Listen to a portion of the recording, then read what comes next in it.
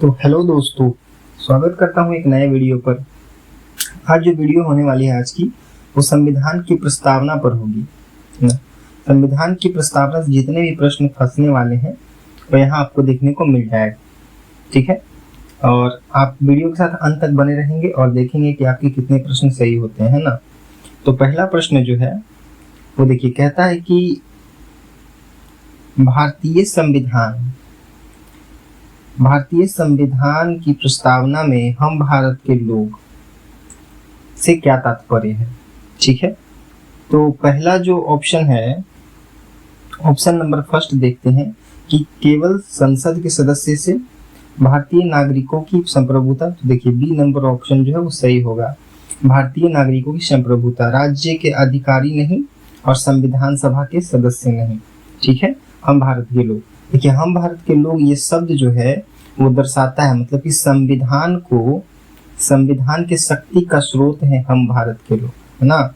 मतलब संविधान को शक्ति कहाँ से मिलती है, तो हम भारत के लोगों से शक्ति मिलती है, ठीक है। दूसरा प्रश्न पर चलते हैं, सेकंड नंबर। तो वो कहता है कि प्रस्तावना में प्रयुक्त संप्रभुता शब्द का क्या अर्थ है, ठीक है। तो राजा का शासन, देखिए हमारे देश में राजा का शासन तो है नहीं, है ना। भारत पर बाहरी सत्ता का नियंत्रण, तो देखिए भारत पे किसी का नियंत्रण भी नहीं है। भारत की स्वतंत्र और पूर्ण अधिकारिता, है ना, सी ऑप्शन जो है वो सही हो जाएगा। किसी विदेशी शक्ति की अधीनता, ये भी गलत है, ठीक है। तो ऑप्शन जो सी है वो सही है। देखिए भारत जो है एक सोवरेन कंट्री है ना, संप्रभु देश है, संप्रभु देश है। संप्रभु कहने का मतलब अपना निर्णय खुद ले सकता है ना, अपना निर्णय स्वयं ले सकते हैं। आगे बढ़ते हैं और थर्ड नंबर प्रश्न पे चलते हैं। थर्ड नंबर प्रश्न है कि भारतीय संविधान की प्रस्तावना में कितनी बार न्याय शब्द का प्रयोग किया गया है। तो देखिए संविधान में 3 बार न्याय शब्द का प्रयोग किया गया है। कौन से? तो सामाजिक, आर्थिक और राजनीतिक, है ना। कौन कौन से न्याय है? देखिए सामाजिक न्याय, आर्थिक न्याय और राजनीतिक न्याय, ये 3 न्याय की बात होती है संविधान में, ये याद रख लीजिएगा। चलिए नेक्स्ट प्रश्न देखते हैं, 4 नंबर। और 4 नंबर प्रश्न कहता है कि प्रस्तावना में धर्मनिरपेक्ष शब्द किस संशोधन द्वारा जोड़ा गया था। तो देखिए इसका आंसर जो होगा वो 42वां संविधान संशोधन के द्वारा जोड़ा गया था, ठीक है। संविधान में 42वां संविधान संशोधन हुआ था, कॉन्स्टिट्यूशनल अमेंडमेंट हुआ था 1976 में, ठीक है। ये डेट याद रख लेना है कि 1976 में हुआ था। इसके तहत 3 शब्द को जोड़ा गया था, 3 शब्द जोड़ा गया था। कौन कौन सा था? तो समाजवादी, धर्मनिरपेक्ष और राष्ट्रीय एकता था, ठीक है। लिख देते हैं यहाँ पे 3 शब्द। पहला शब्द कौन था? तो समाजवादी,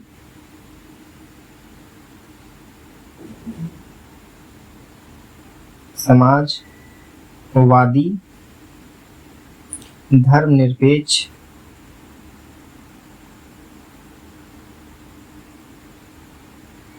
दूसरा, और तीसरा जो था वो था राष्ट्रीय एकता,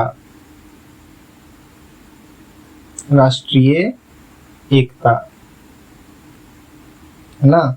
तो संविधान संशोधन 42वां संविधान संशोधन 1976 द्वारा ये 3 शब्द जोड़े गए थे, है ना, समाजवादी, धर्मनिरपेक्ष और राष्ट्रीय एकता। चलिए नेक्स्ट प्रश्न देखते हैं, 5वां नंबर। और 5वां नंबर प्रश्न जो कहता है कि निम्नलिखित में से कौन सा शब्द प्रस्तावना में नहीं है। तो समानता है, बंधुता भी है, राष्ट्रवाद नहीं है ना, राष्ट्र और स्वतंत्रता भी है। यानी सी ऑप्शन जो है वो सही हो जाएगा, है ना, कि ये, ठीक है ना। बाकी सब गलत हो जाएंगे। राष्ट्रवाद जो है वो प्रस्तावना में नहीं है, ठीक है। आगे चलते हैं और देखते हैं कि नेक्स्ट प्रश्न 6 नंबर। और 6 नंबर प्रश्न कहता है कि प्रस्तावना किसका परिचयात्मक भाग मानी जाती है ना, किसका परिचय माना जाता है। तो राज्य के नीति निर्देशक सिद्धांतों का तो नहीं, ये गलत हो जाएगा। मौलिक अधिकारों का तो भी गलत हो जाएगा। सी सही है, संविधान का जो है इंट्रोडक्शन माना जाता है प्रस्तावना को। और संसद के कार्यों का तो ये भी नहीं। ये तीन ऑप्शन जो है ए, बी और डी गलत हो जाएंगे। ऑप्शन जो सी है वो सही उत्तर है ना। चलिए देखिए, चूंकि भारत का संविधान जो है विश्व का सबसे बड़ा लिखित संविधान माना जाता है ना। और किसी भी व्यक्ति को समझने के लिए एक मोटा मोटी तौर पर प्रस्तावना अगर पढ़ते हैं तो भारत के संविधान का जो स्ट्रक्चर है वो समझ में आ जाएगा, है ना। इसीलिए इसको इंट्रोडक्शन भी कहा जाता है, मैंने परिचयात्मक भी कहा जाता है इसको। चलिए 7वां नंबर प्रश्न पे चलते हैं। तो प्रस्तावना में कौन से न्याय का उल्लेख किया गया है? तो देखिए, हम पहले ही बताया था कि आर्थिक, राजनीतिक और सामाजिक, ये तीन है। नेक्स्ट देखते हैं कि सामाजिक, आर्थिक और राजनीतिक, ये सही होगा। देखिए क्रम ये सही है, क्रम याद रख लेंगे। सामाजिक, आर्थिक और राजनीतिक तीन न्याय की बात करता है। कानूनी ये भी नहीं होगा और डी भी गलत है ना। ये क्रम हमेशा याद रखेंगे। तो पहला जो है वो क्या था? सामाजिक, सामाजिक न्याय, आर्थिक न्याय और राजनीतिक न्याय। ये तीन न्याय की बात करता है, ठीक है। आगे बढ़ते हैं, 8वां नंबर प्रश्न देखते हैं। लिखा है प्रस्तावना में बंधुता, हमने फ्रेटर्निटी शब्द का तात्पर्य क्या है? 8वां नंबर प्रश्न है, ठीक है। तो राष्ट्रीय सुरक्षा की नहीं, सामाजिक सद्भाव की, सही है ना। सामाजिक सद्भाव की, धार्मिक स्वतंत्रता की नहीं, क्षेत्रीय स्वतंत्रता की नहीं, ठीक है। फ्रेटर्निटी जो है, मैंने बंधुता जो है भाईचारे की बात करता है, नागरिकों में भाईचारे की बात करता है, ठीक है। और आगे बढ़ते हैं 9 नंबर प्रश्न की। तो देखिए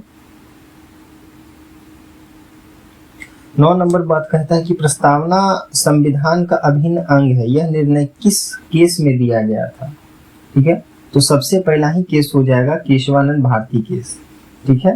केशवानंद भारती केस में सुप्रीम कोर्ट जो है अपना स्टेटमेंट देता है 1973 में कि जो ये प्रस्तावना है, प्रेम्बल है प्रस्तावना,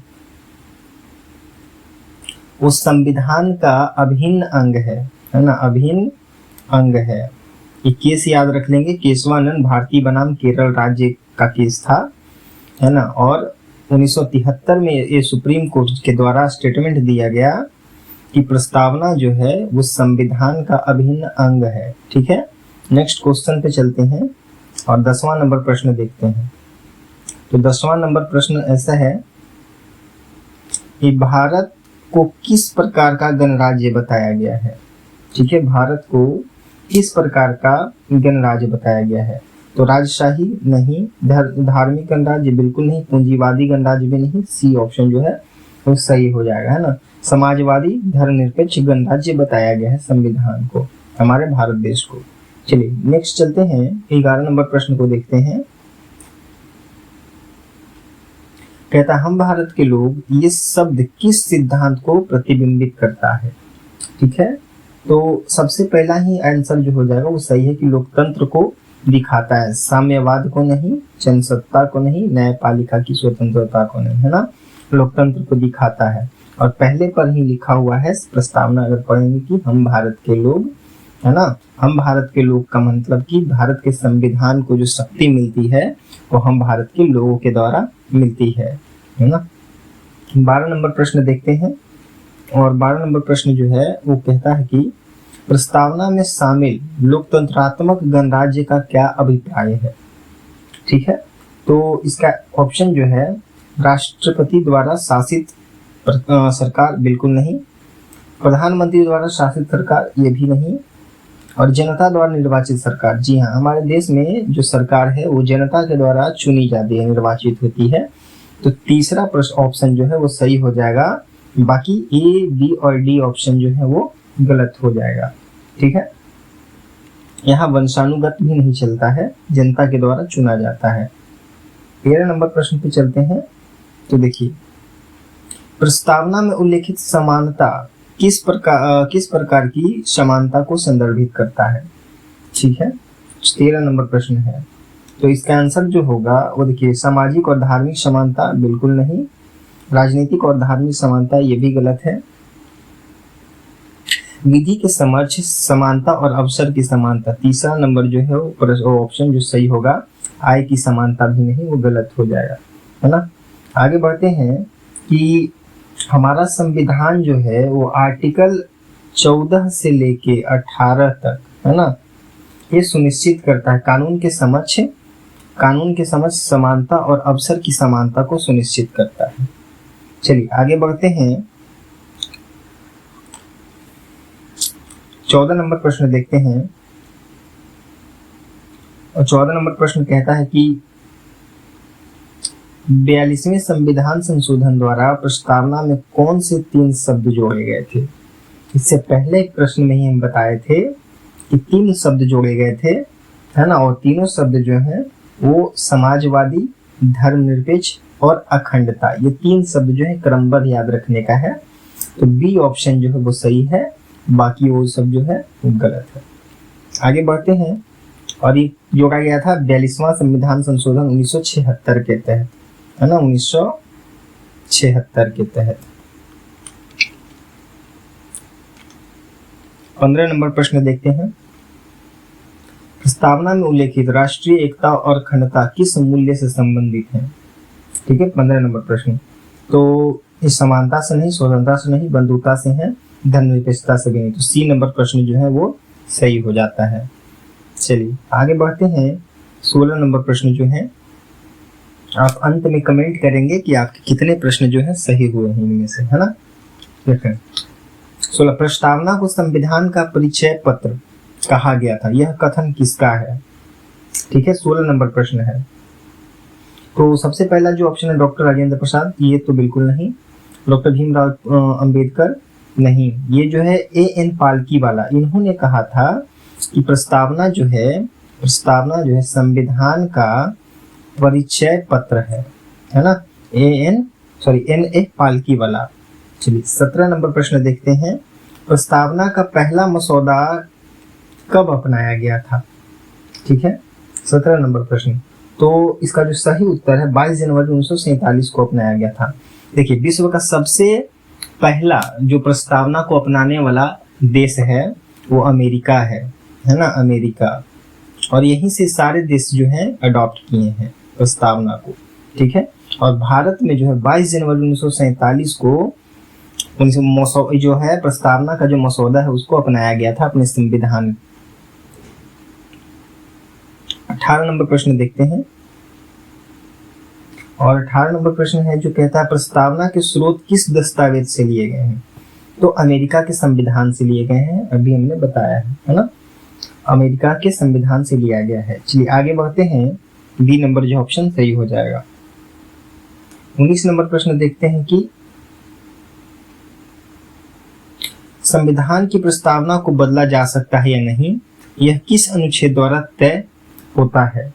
ठीक है, तो संविधान का एक आर्टिकल है और जिसका नाम है 368, है ना, संविधान के भाग 20 पार्ट 20 जो है 20, है ना, इसका जो एक आर्टिकल है 368, इसके द्वारा तय होता है कि संविधान में क्या होगा, प्रस्तावना में बदलाव होगा या नहीं, मतलब संशोधन होगा या नहीं। आर्टिकल जो 368 है वो कहता है कि संविधान में संशोधन हो सकती है ना, तो इसी के द्वारा तय होता है। तो इसमें बताया गया है कि संशोधन किया जा सकता है ना, लेकिन मूल ढांचे में परिवर्तन नहीं आना चाहिए, है ना। जो संविधान का जो मूल ढांचा है और संरचना है उसमें परिवर्तन नहीं आना चाहिए, बाकी संशोधन किया जा सकता है ना। चलिए नेक्स्ट बढ़ते हैं 20 नंबर प्रश्न पर, और कहता है कि प्रस्तावना में उल्लेखित व्यक्ति की गरिमा की सुरक्षा किस प्रकार सुनिश्चित की गई है। तो 20 नंबर प्रश्न है कि मौलिक अधिकारों द्वारा, जो सी नंबर ऑप्शन जो है वो सही हुआ है ना, क्योंकि व्यक्ति की गरिमा जो है वो मौलिक अधिकारों के द्वारा सुनिश्चित की गई है। आर्टिकल 14 से लेके आर्टिकल 32 तक, आर्टिकल 14 से आर्टिकल 32 तक। चलिए आज का जो वीडियो है ये यहीं तक होने वाला है। इसका और जो है 20 प्रश्न जो है अगले पार्ट में आएगा, ठीक है। तो वो जो है मतलब कि वीडियो लगभग 1 से 2 दिन में आ जाएगा।